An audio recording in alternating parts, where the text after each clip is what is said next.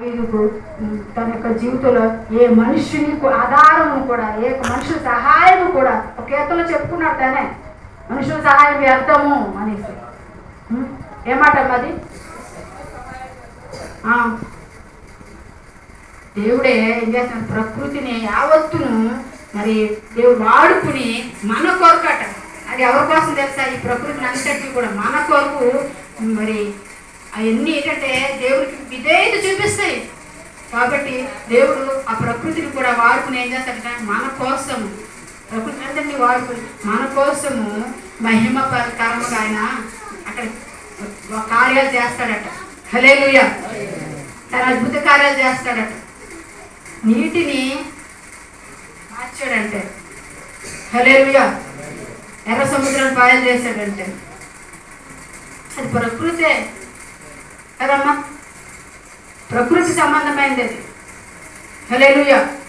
అగ్నిలో ముగ్గురు కూడా మరి చక్కగా తిరుగుతున్నారంటే 4వ వ్యక్తితో సహా, అది ప్రకృతే. ప్రతి ఒక్క మరి ప్రకృతి కూడా దేవుడు వాడుకోగల శక్తిమంతుడు. హల్లెలూయా! ప్రకృతి అతీతమైన శక్తి కలిగినటువంటి దేవుడు మన దేవుడు.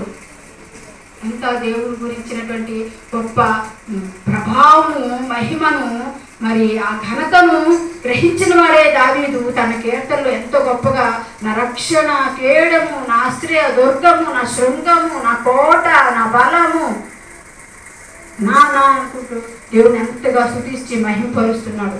ఆయన ప్రార్థన పెట్టే ఆ దేవుడు కూడా వెంటనే ఆ ప్రకృతిని అంతటినీ కూడా అతలాకుతలం చేసి కంపింపజేసి చూపించాడట. ఇదిగో నా మహిమ అని. హల్లెలూయా! ఇదే నా మహిమ అని. హల్లెలూయా! హల్లెలూయా!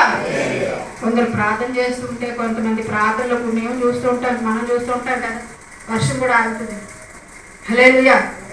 ప్రకృతి ఏమవుతుంది? దేవునికి లోపడుతుంది కాబట్టి దేవునికి అప్పగించుకోమని దేవునికి అప్పగించుకుని ప్రార్థన పెట్టుకుంటాం మనం కొంతమంది. హల్లెలూయా! దేవుడు ఏం చేస్తాడు? నీ ప్రార్థన బట్టి ఆ వర్షమును కూడా హల్లెలూయా మహిమకరంగా జరిపిస్తాడు. హల్లెలూయా! చూడండి, మరి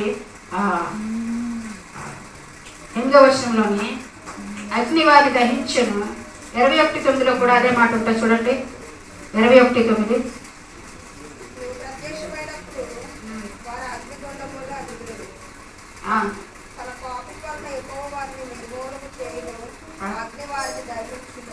అగ్ని వారిని దహించెను. హల్లెలూయా! హల్లెలూయా! 9వ వచనం 10వ వచనం కూడా తొందరగా చదివితే,